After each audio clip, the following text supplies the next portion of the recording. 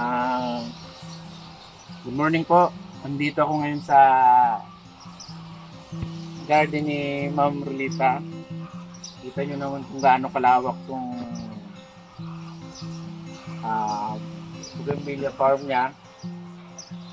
Actually, ngayon ko lang na-meet si Ma'am Rolita. Pero matagal ko na talaga siyang nililigawan na makapunta ko dito kasi manghang-mangha nga talaga ako sa garden. Grabe. Pag nakakita ko kasi yung mga post ni Ma'am, talagang namamangha talaga ako kasi parang hindi pa ako nakakita ng garden na ganito talaga kalawak. Ikaw lang pinagayagan ko kasi nahiya ako kasi pandemic nun eh. Siyempre quarantine, hindi kami talaga nagpapapasok noon.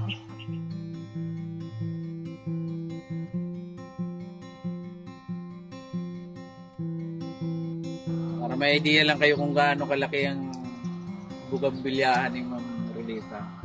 Grabe, mga kayo. Yan. Nakakalula. Kung gusto mo ng Wantosawa na workshop, dito yun. Mamaya punta tayo sa workshop. So, dito pala yung ano namin, no? Bukod kasi sa bougainvillea, nagwa-wine din sila, Ma'am Rolita. Wine making. Ayan. Nagtitasting kami ngayon. Bougainvillea wine.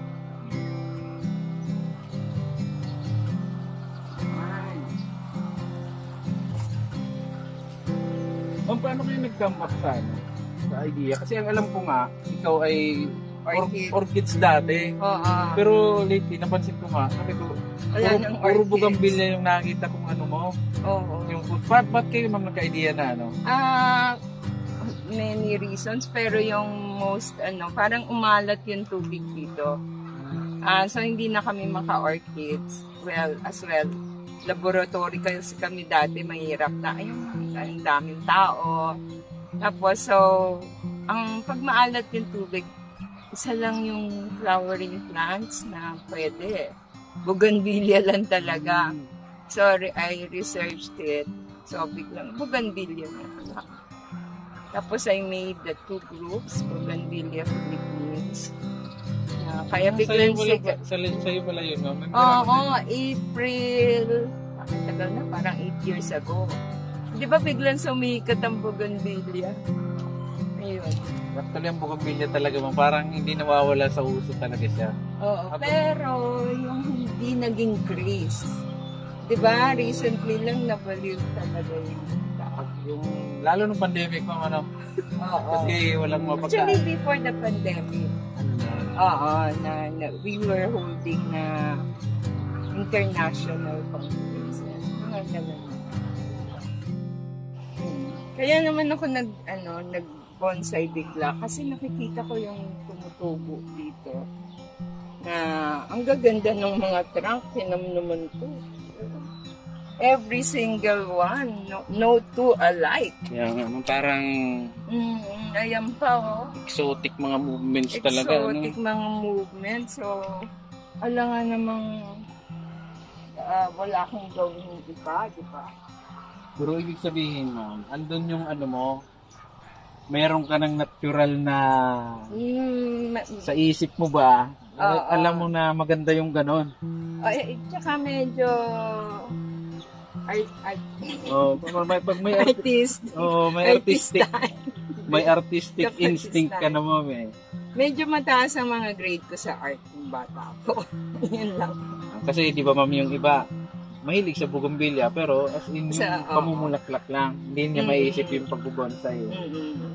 But if you're given yung ganyang pagaganda, di ba, you cannot help it kahit na sabi nila, ba't ang dami? Kasi ang dami, ano nga namang i-neglect mo yung mga iba, di ba?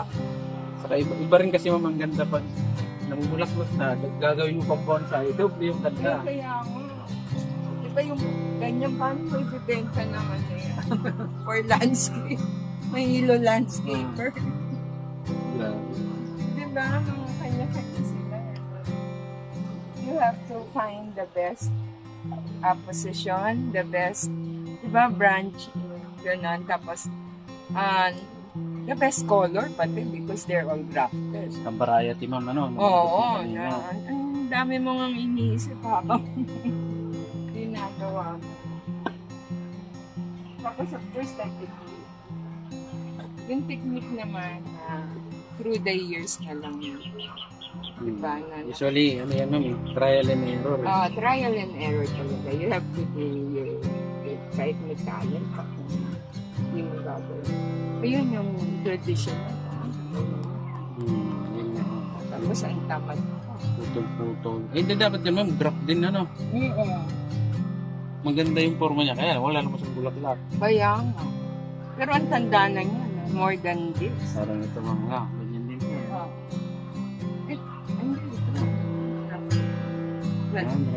Early on. Ito yung ang ganda niyan. Parang maple yung dahon. Ganda ng bulaklak. Kaya lang pinagod ko. Yang pa kasi yan, yung mga yan. That's red. Lalo siguro, ma'am, sa summer ito, no? Wala kang makitang green. Puro bulaklak talaga makikita. Yung iba nga tinatanong nila, do we cut the leaves daw? Ano, ma'am, yung... Ang dami niya. Ano, ma'am, yung paborito mong variety na may sasuggest mo? Mga gustong mag-bonsai, yung variety na magandang pang-graft. Yung pink, it's called Sakura. Yan yung... Ito, ma'am, ano? Oo, yan. Kasi yung internode niya, maikli. Halos dikit-dikit. And masipag siya, of course. Kung meron lang ang lahat ng colors ng Sakura. Ibig sabihin na, Sakura, isa lang. Ganyan lang. Ganyan lang siya eh. Yung mga iba na to. This is pangalan? Eva.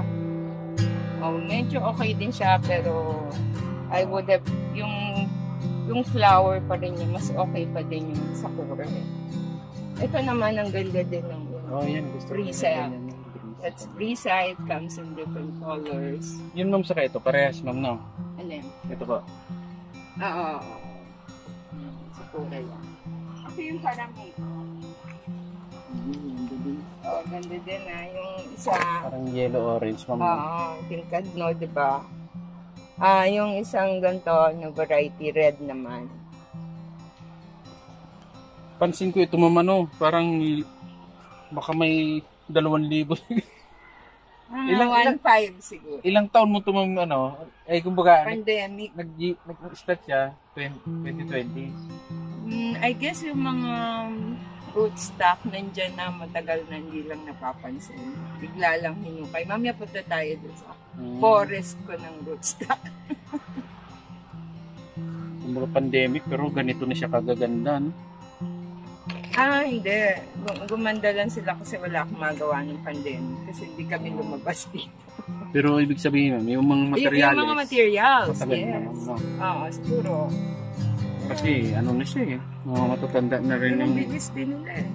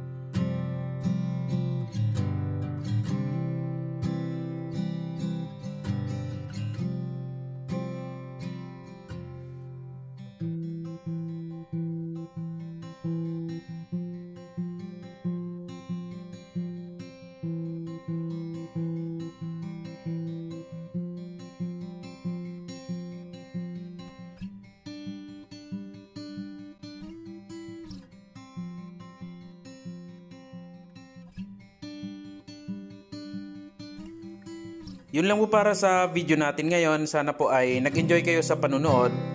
Kung nagustuhan nyo po itong aking video ngayon ay paki-like na lang po bilang suporta. At yung mga hindi pa naka-subscribe sa aking channel, pa-subscribe na lang din po. Paki-pindot na rin yung notification bell para updated kayo lagi sa mga latest videos na i-upload ko. Muli po ay maraming salamat sa inyong panunood at happy bonsai po sa inyong lahat.